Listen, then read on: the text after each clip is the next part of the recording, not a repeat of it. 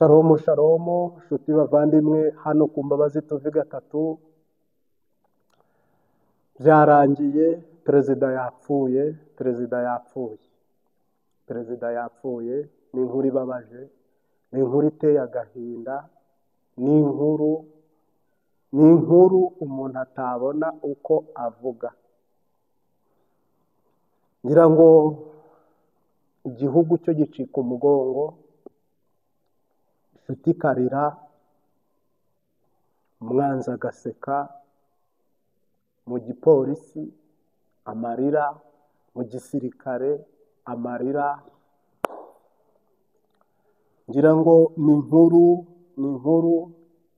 umuntu atari bubone uko ayivuga cyangwa uko ayisobanura. Perezida byarangiye,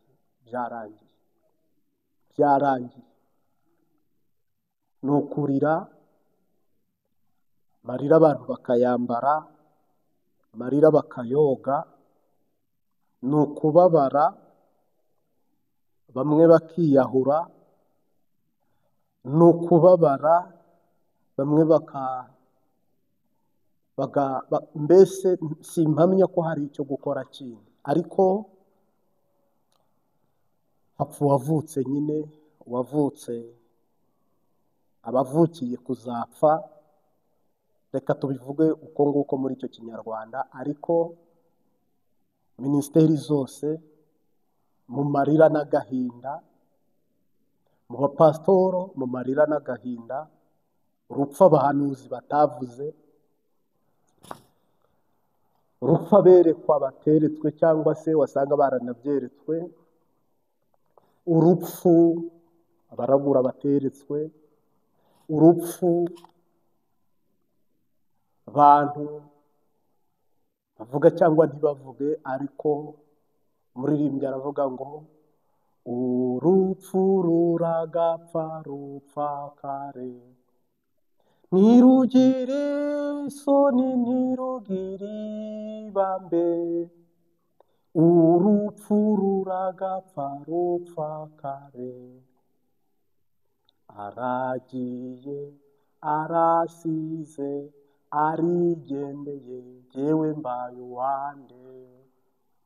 Ntabwo mbyumva muri Afurika, mu Burayi, muri Amerika.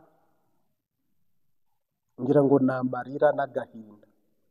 Iyi nkuru nubyumva, nubibona mu mashusho, ni amarira n'agahinda.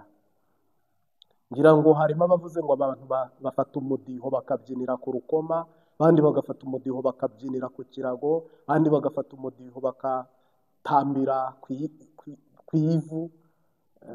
Buri muntu wese ubwo mu banzi, ko umuntu agira inshuti akagira n'abanzi. Niyo mpamvu hano tutariye iminwa, tutanyuze ku ruhande, turabigarukaho tubivuge. Mbaya homboka, kuko ubundi mu bintu bigirwa ibanga, ubukwe si ibanga, urupfu si ibanga. Ikindi nanone, buriya inda ntikizwa inzara. Nta muntu ukizwa, agakiza ntikagera mu nda, agakiza ntikagera mu gitsina. Hari ibintu bigiye bimeze ukuntu wagira ngo ni nk'ibihangano by'Imana siyansi idashobora gusenya. Harimo ibintu bidahishwa rero, harimo n'ibintu bihishwa, harimo n'ibintu byo mu ibanga, harimo n'ibitaba mu ibanga, harimo ibintu bigaragara n'ibitagaragara. Uhoraho adutabare. Ariko ubu mpamya ko n'indirimbo z'agahinda, n'indirimbo z'umubabaro, ni amagambo mabi, ni ibintu bibi bitandukanye utabona inyikirizo n'intero, ariko nyine umuntu abitwara uko cyangwa se akabyumva uko. Koko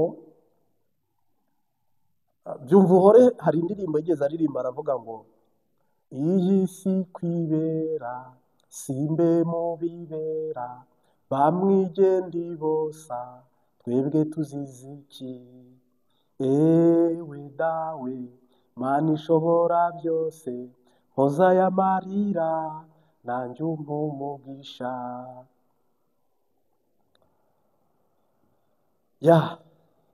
Reka mbanze senge ndumva hari inkuru numvise inkuru umutima.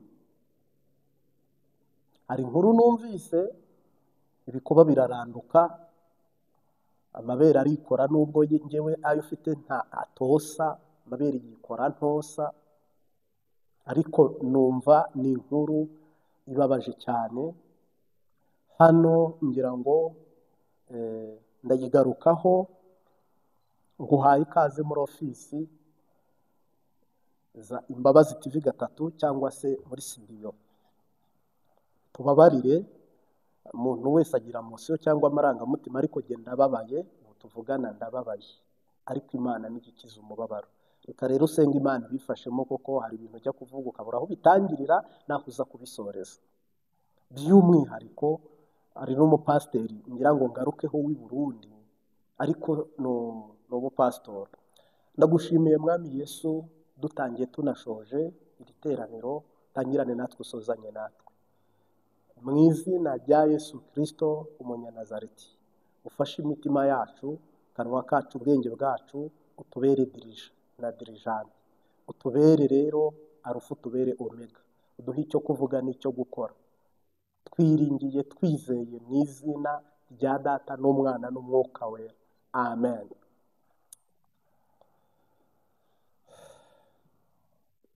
Ngira ngo hari umupasiteri witwa Isidore Mbayahaga, ntarakomeza ibya perezida, reka se nukuvugisha muri ubu buryo. Mbabarire, uri apotere ukomoka muri Eprona, cyakora famiye yawe irimo abanyepolitiki. Uyu Isidore Mbayahaga ngira ngo abamuzi n'abamubona, nibyo koko ni intumwa ya leta kuri social media. Ngira ngo ari kuva mu by'igipasitoro, yavuye mu bya politike, abantu bazi ko yabaye pastor, ariko jewe ntabwo nemera ko Mbayahaga yabaye ari apotere, ari Isidore Mbayahaga wakuwe muri Eprona na Kristo akaza guhinduka apotere w'intama uzibatiza, yarangiza kuzibatiza akazisezeranya, hagira ugira ibyago akamuherekeza nk'ujya mu ijuru. Ngira ngo ngewe iki kintu mu kwizera kwanjye mbona ko iki kintu ntabwo Mbayahaga ari umuhamagaro wamukuye muri Eprona mu mugambwe ngo aze hano muri iri shengero arirongore, kuko ari Kristo aba ari no kukubwira ibi bintu bya politike umurongo wabyo. Ikintu kibabaje giteye agahinda nuko buno yahindutse umuvugizi w'ingabo z'u Burundi, nk'uko ubibonye kuri iyi foto. Ubu ni umuvugizi w'igisirikare cy'u Burundi. Niba apotere yinjira mu mabanga y'igisirikare, uretse ko ataratubwira niba ari ikirwanira ku butaka, ari ikirwanira mu kirere, ari ikirwanira mu mazi, ntabwo tuzi igisirikare cyangwa se igisoda cy'abarundi cyo mu Burundi niba koko cyaramutoye nk'umuntu ushobora kumenya ubukene bwacyo kugira ngo noneho atoranye cyangwa se akoreshe evangelizing yo kugitabara. Ngira ngo ahubwo hano niba nta kindi kibazo gihari, waba uri kumaramaza ingabo z'igihugu, waba uri kumaramaza ingabo z'igihugu.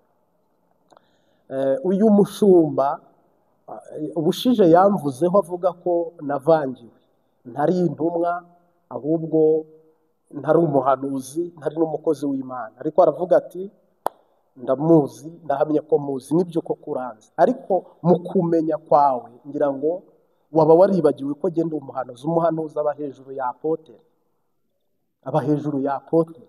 Niyo mpamvu rero aka kanya Isidore Mbayahaga, niba rwose yenda njye kumvuga n'ibisanzwe, ariko hari inkuru numvishije ndatangara cyane, ndavuga nti ni wowe ubivuze cyangwa n'undi ubivuze? ngo ngo mu Rwanda hari ubukene, ngo mu Rwanda hari abatinganyi, ngo mu Rwanda hari ibi n'ibi, donc abara intege nke z'u Rwanda zose akazibarisha urutoki n'ururimi rwe. Mubyeyi mushumba Pastor Mbayahaga ku burongoye no ku bushumbi, igisirikare cy'u Burundi kigeze kikubwira ubukene gifite ku buryo ubona ko ubukene abasoda bafite ari ubwa Sukoyi ngo bakoreshereze fundraising yo kubagurira Sukoyi? Perezida Neva mu ngendo akora ntabwo arabasha kugurirwa indege imaze imyaka irenze 20 mu igaraje. Ntabwo wakwiye buri ubufasha igisoda, nta musoda ndabona mwicaranye mu itangazamakuru ngo avuga ati igisoda dukenye ibi tubuze ibi turavuga ibi. Siniyumvisha rero ukuntu cyeka niba ari ubuhanuzi Imana yaguhaye cyangwa se ari ubuvugishwa kugira ngo uhaguruke kuvugira cyangwa se kuba umuvugizi w'igisirikare cy'Abarundi. Ariko nabwo mpamya ko igisirikare cy'u Burundi gifite umuvugizi, gifite ukiroperezanta, polisi ifite uyiroperezanta. Biratangaje rero, ni inkuru navuga ibabaje iteye n'agahinda.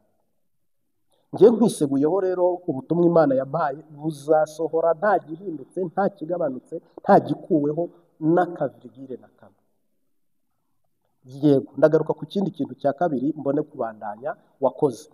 Numvise wicara ku mbuga ngurukanabumenyi uravuga ngo u Rwanda ruhisha umwotsi ariko inzu yarahiye. Sinibaza ko perezida w'u Rwanda nyakubahwa perezida wa Repubulika Paul Kagame ariho.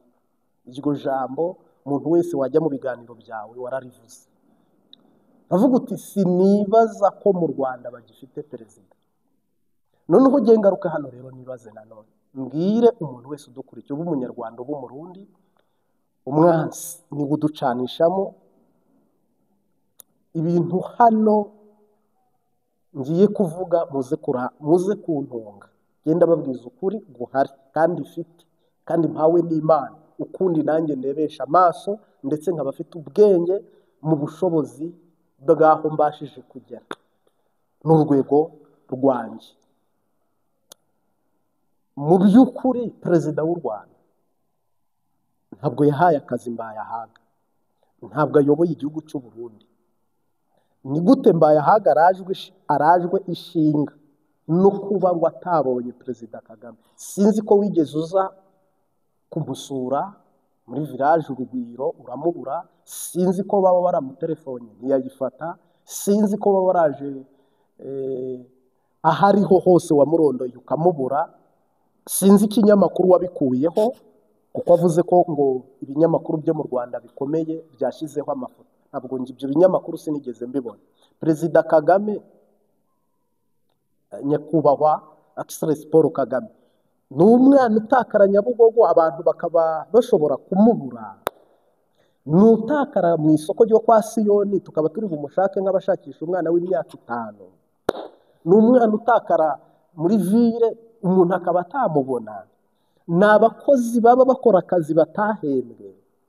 Ni ministeri naka yari nifunguzo za stock yajyanye aho ari. Ngwindwi zirakubise ngo atagaragara, ngwindwi irakubise atagaragara. Uyu mubyeyi, uyu mushumba ushumbye abanyarwanda, haba hari ikintu yasabwaga gukora akaba atagikoze. Induru mu itangazamakuru by'umwihariko nka Apotre, nka pastor, nk'umushumba, nawe ukabijyamo uti ndahamya, uti ndemeza. Nka Apotre ngende umuhanuzi, Apotre niwe uri ku ruhembe imbere ku isonga kwamamaza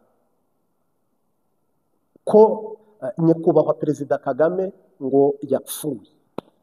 Ubundi ibyo bintu atari shitani, atari dayimoni, s'il byakabaye bitangazwa n'ururimi ruhanura, ururimi rusenga, ururimi rufite amaso yerekwa, ugutwi kumvira Imana, akanwa katura, abadayimoni bagahunga. Nirwo rurimi rukwiye gutangaza ibyago no kuririmba ibyago no gusemerera inkuru mbi y'igihuha n'ikinyoma. Murantunga singira ibyo sitaraho, urambabarira cyane. Byarangiye yapfuye mukabyemeza, igihugu kiragandaye, igihugu kiri mu marira. Mu Rwanda nta minisiteri n'imwe itari gukora, nta bisi yahagaze kujya aho yagombaga kujya, nta shuri ritari kubandanya ibya edikasiyo, nta buvuzi bwahagaze icyo bwakoraga. Ni iki kintu cyaba cyabaye? U Rwanda rwasohoye itangazo ruvuga ko Perezida Kagame ari muzima, ariko ndacyari kuri sitori Mbayahaga, ndaje ngiye mvuge ayanjye makuru. U Rwanda rwatangaje ukuri guhari ku bihuha bivugwa. Nyakubahwa Perezida Kagame nawe yarabitangaje abivugaho ibijyanye n'ibihuha biba bivugwa hirya no hino. Icyo nkundira Abanyarwanda, Imana ibaha amahoro n'umugisha, bigiriye mu kazi kabo ntibabyitaho. Hama rero ngira ngo ndagaruka ku iki kintu mu magambo make n'ayandi. Nyakubahwa Pastor, ntabwo ari byiza uzongera ugaruke kuri kamera ubwira abantu ati nimumbabarire, ninjye watangaje ibihuha, ntangaza ibinyoma,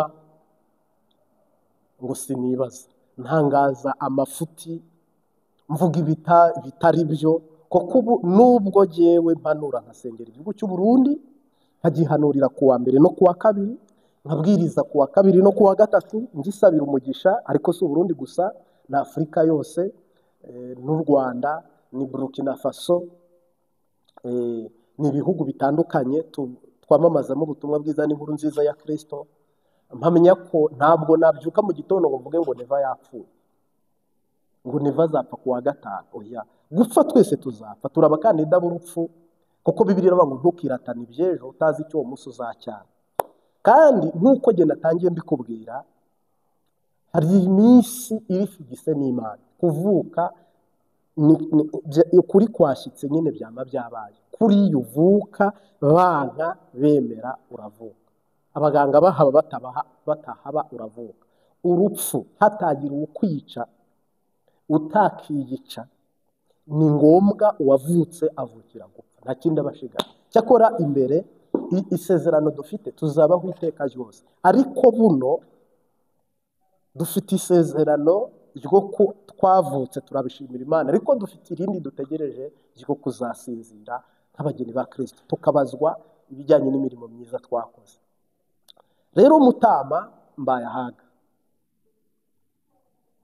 wibuke kuri Pastor, ibyo Yesu yaguhaye kwamamaza ntibirarangira, ubutumwa Yesu yaguhaye ntiburarangira, Bibiliya nturayirangiza. Ni ukuvuga ngo wice intege Abanyarwanda, wiza kubwira Abanyarwanda ibintu twe tutazi. Simpamya, nanjye sinumva neza ukuntu Pastor ari bubitangaza. Ubundi ibi byakabaye bitangazwa n'umuntu utari Pastor, bano bantu bari muri opposition, bano bantu bo hanze, ababirirwa basakuza, ababirirwa bavuga. S'il vous plaît, quand même, reka tugusabe mushumba, pardon, excuse-me, tugusabe rwose.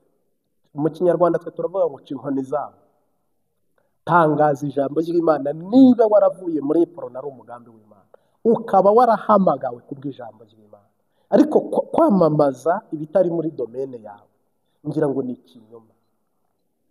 Gutangaza urupfu rwa perezida, ugatangaza ko perezida yapfuye, uri Pastor uzi ko atari byo. Gutangaza ikinyoma, rega hage nashobe wahanumiwe, ukifata ukatangaza inkuru uri apote. Ngira ngo ahari hari umwe wigeze avuga, ariko sijya aravuga ngo uko ungana, Mbayahaga n'umugabo munini cyane, ninda uko ingana, Abarundi ngo bafite akazi ko gushaka amashikanwa yuzuramo hariya. Mu gihe bagize intege nke rero batagomba kuhuzuza, ugomba kuba uzi kubana neza na perezida, koko wafite amashikanwa yo kuhuzuza. Kandi koko igihugu gifite amafaranga n'agafaranga, nubwo atabona bose, ariko ngira ngo igihugu kiratuza. Niwo murongo rero uteye ubwoba. hama rero njye mbwira abantu Perezida Kagame si umwana, afite ingabo zimurinda, afite igihugu, afite minisiteri zose zirakora, itangazamakuru ryose rirakora. Sinumva ukuntu rero ari mwe mutangaza ibi. Rero igihuha kiriruka, ariko dukurira abantu urungabangabo n'urujijo mu bimaze iminsi bivugwa, mu bimaze iminsi bigize gute bivugwa. Ni Yesu wangize kuba umuvandimwe we, Imana ishimwe cyane. Mu Rwanda nta minisiteri n'imwe itari gukora. Mu Rwanda barakora amanywa bagakorana nijoro ku bw'umutekano. Dushimira Imana na RDF ndetse n'igipolisi. Mu Rwanda nta kibazo dufite n'iki na kimwe cyo perezida ni perezida, ari mu nshingano ze nk'uko u Rwanda rwabyemeje. Ntabwo rero perezida yacikanye, perezida ni muzima. Mbaye ahaga rwose njye nkushubije nk'umuhanuzi, perezida ni muzima. Icyo akora wowe ushobora kubikora mu nyungu zawe no mu nyungu za politiki, ariko rwose wasanga utaramenye ukuri, abantu bakaguha amakuru nabi, cyangwa se ukanerekwa ibitari byo, cyangwa se ukanavangirwa, cyangwa se ukanihenda. Bijya bibaho nyine nk'uko wavuze uti nigeze njya gusengera ahantu baraniga, baranjwigiriza, barankanda y'umutwe araza ngo bazi ko ndwaye abadayimoni. Njya mbona izo disikuru zitambutse. Perezida w'u Rwanda ni muzima kandi tumwifurije ubuzima n'umuryango we n'igihugu cye, ndetse nanjye ndimo. Mungu asifiwe. Kandi tumusabiye n'umugisha. U Rwanda narabibabwiye, buno rufite imishinga iremereye. Mwabonye uruganda bari gutangaza, ngira ngo tugiye kuzakora iyi nkuru, uruganda rushinzwe gukora bombe atomike, cyangwa se izi nganda zihingura ibikoresho bijyanye na nucleaire. Harimo ibyo barasa ku minsi mikuru ya za Noheli, harimo intambi zirakora amabuye. Ngira ngo yenda batindijwe no kuzuza aya materemosi abibika, cyangwa se ariko niko nabishushanya, bafata ari amateremosi adashobora kujya hasi mu bushyuhe cyangwa kujya hejuru mu bukonje, ahubwo bihora bibarasinga ikintu kimwe, kandi bikaba byabika. Iyo firigo ikaba yabika imyaka ukeneye ko ibikamo. Izi teremosi zacu zo mu ngo, ikintu kirengeje 24 kirongera kigakonja. Ngira ngo rero byaba byaranatindijwe n'ibyo. Ubu ni umushinga uremereye. Murabona undi mushinga wahagurutse, gaze ku buryo mu Rwanda gaze mu minsi iri imbere. Murabona undi mushinga wahagurutse w'indege zo mu kirere zitwara abantu, ariko atari Rwandair, ahubwo utudege dutoya tugenderamo abantu. Igihugu rero kiri mu iterambere nk'icyo, shitani w'ishyari ntabura, shitani w'ubugome ntabura, ariko twifurije umugisha intore zirusha intambwe nyakubahwa Perezida wa Repubulika. Kude chapeau, turagukunda, turagusengera, Imana iguhe umugisha. Ahubwo navuga ngo mbaye ahaga, niba koko uri umukozi w'Imana, sengera bari abantu bararushye n'amaguru, bamwe birwa no kudendereza no kubembereza. Sinzi bari abantu birukanka bajyaga banyuraho bakambwira ngo byamwa y'amavoka yamihwi zandagara. Ngira ngo abo nibo bantu bakwiye kuba basengerwa, nawe ukabitaho. Hari ijambo ry'Imana turi bwifashishe kugira ngo tubwire abantu bose bari mu mwuka w'ikinyoma. Hari igihe mpanura abantu bakabigenderaho bavuga ngo ni politiki arimo, ngo ni intumwa, ngo baramutumye, ngo ni buhanuzi, ngo uhanurira buzasohora. Waba uhagaze waba uryamye, ubu buhanuzi buzasohora. Bibiliya iravuga ngo nzabishyira imbere y'amaso yawe ku mugaragaro, uko bingana n'uko bizaba bingana kose. Urabikora nka kwihorera ngo ukibwira ko mpanye nawe, ngo ariko umunsi umwe nzabishyira ku mugaragaro, isi yose ireba, rubanda rwose rureba, byose uko bingana mbishyira imbere yawe. Naguhanye uri umusore na n'ubu nturumva, nguhana uri umukobwa na n'ubu nturumva, nguhana wiga igice cy'umubatizo na n'ubu nturumva, ngo ariko byose uko bingana nzabishyira ku mugaragaro byose ubireba. Ngira ngo rero Imana ishobora byose yigeze ifata Nebukadinezari imuterura imyaka 7 ajya kurisha urubingo, arisha pasiparume, arisha ibyatsi bitandukanye, ararisha 7 arayirangiza. Izo ni imbaraga z'uko Imana yabishyize ku mugaragaro imbere ye. Imana ifata Farawo wari ukomeye abaye Abisiraheli imyaka n'imyaka yarabaheranye. Bibiliya iravuga ngo imwihesherezaho icyubahiro, itesha agaciro abapfumu 1000 iramwandagaza, itesha agaciro abarozi barenze 1000 irabandagaza, ibyiringiro by'irabisenya, amaboko irayasenya, buri kimwe cyose ikubita hasi irararika. Niyo mpamvu uyu munsi wa none, iyi saha n'uyu munota tuvugana, ntabwo Farawo akibuka. Mu bundi buryo bwiza ahubwo Imana yamwihesherejeho icyubahiro imuta mu nyanja. Urinde, uri igiki, wishingikirije iki? Wowe utangaza ibinyoma, utangaza ibihuha, ubeshya. Kubeshya ni icyaha isi yose yanga, umuntu wese yanga. Imana yiheshereza icyubahiro kuri Ananiya na Safira, irabica bazize icyaha cyo kubeshya. Uyu munsi wa none rero Imana itubabarire, Imana idutabare, Mungu adusame. Ibi ni agahinda, ibi ni akaga, ibi ni akamaramara, ibi ni akamaramara, ibi ni agakura, inkuru mbi. Imana witwa Hamani yishyira hejuru, witwa Goliyati yishyira hejuru, bose barazamuka bahagarara ku bicu, bigira ibihangange, bigira abantu bakomeye, bivuga imyato. Imana irabamanura chini ibageza hasi. Urinde, uri muntu ki, ujejwe iki ku buryo uhinduka kanseri, ugahinduka sida, ugahinduka hepatite, ugahinduka virusi mu buryo bw'ibihuha. Niseguye ku muntu wese hano nimvuga, uyu ni umwanya wo kwigisha cyangwa kubwiriza, ariko nge ndi kukwereka icyaha cyitwa igihuha icyo ari cyo, cyangwa se icyaha cyitwa kubeshya ko ari kibi cyane. Icyaha cyitwa kubeshya ni kibi cyane. Uyu munsi wa none rero abantu barabikunda, kuri telefoni bakabeshya, mu ngo zabo bakabeshya, ukabeshya umwana wawe akumva, ukabeshya wiyumva, ukabeshya wirengera, ukabeshya wiramira. Mu buzima mwirinde icyaha cyitwa kubeshya. Nubwo mvuga ubutumwa bura mu byo nirinda kubeshya.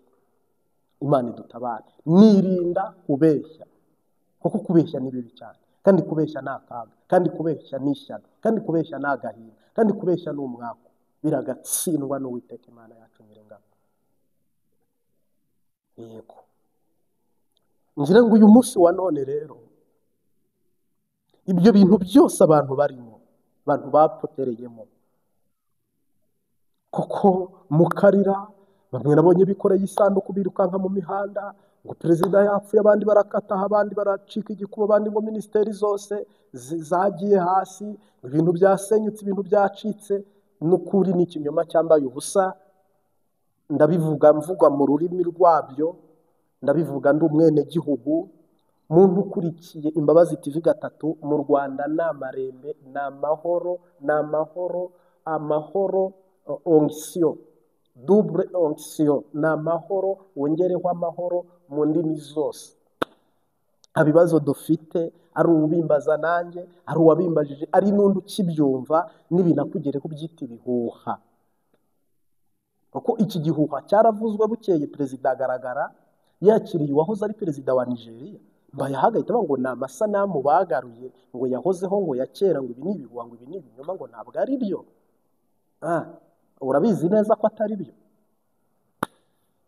Ariko rata, icyapa cyose umuntu agisoma uko abyumva bitewe n'aho ari kuva cyangwa aho ari kujya. Kira muto na gikapu cy'umuntu abiba nicyo yimbura, kandi biraba ngo ukubirwamo 7. Ariko mu izina rya Yesu Kristo, nk'umuhanuzi, nk'umwigisha, nka apotre, wari ukwiye kuba wigisha ivanjiri ritavangiye, kandi koko iyo mpano Imana yari yayigushyizemo, ariko politiki igiye kubivanga, ibitobe ubitobe. Njye rero ni umuhanuzi hano, simvuze neva, simvuze nta muntu n'umwe, ahubwo ngenda nije kubaha umucyo. Nta rupfu ntarwo, nta n'urwo turi kwihumuriza ngo twumve hafi. Kandi Imana nijya imenya ngo igihe cyo kuvuka n'igihe cyo gupfa, nta muntu n'umwe ipfa kubwira amatariki n'ukwezi. Icyo akora, icyo nemeza cyo, aba yubaha, ngo nta kibi itababwiye. Ariko nabyo ngira ngo si umuntu uwo ari we wese, ni abayubaha. Abo nabo batangaza mu cyubahiro cyayo, bagakora mu murongo wayo, bakagenda mu ntambwe zayo. Yesu Kristo nashimwe cyane. Tumaze iminsi turi mu masengesho y'amezi 3, turi mu masengesho atangaje y'umuriro n'umugisha. Imana idutabare, Imana idutabare, Imana idutabare. Uyu munsi mu izina rya Yesu Kristo twamamaza udahinduka Yesu w'i Nazareti. Nagira ngo gutangarize ko uwo dukurikiye, uwo twumva mu murongo umwe n'undi, Imana igiye gukorana nawe igitangaza muri aya mezi 3. Wizere igitangaza cy'Imana. Ntabwo nzi urugendo umutima wawe ufite, sinzi intambwe amaguru yawe ari gutera, sinzi ibiguhiga n'ibikurwanya, ariko umva nkutangarize wowe ukurikiye ijambo ry'Imana. Muri aya mezi 3 urabona igitangaza. Muri aya mezi 3 urabona igitangaza. Mungu asifiwe. Muri aya mezi 3 urabona igitangaza. Jina la Bwana libarikiwe. Muri aya mezi 3 urabona igitangaza cy'Imana kandi kidahinduka. Reka dusoze dusenga Imana. Turagushimiye Mwami Yesu, turagushimiye Mwana w'intama w'Imana, Yesu Kristo wabambwe ukatubambirwa ukaducungura. Watangiranye natwe, usuzanyije natwe, ukuri kwawe ni kwamamare, ijambo ryawe nirisonge imbere iteka ryose. Ndagushimiye rero ko umwigisha n'umwigishwa twuzurizwa imbere yawe none n'iteka ryose. Amen. Turabakunda. Ciao ciao. Shalom shalom. Uhoraho abahe umugisha.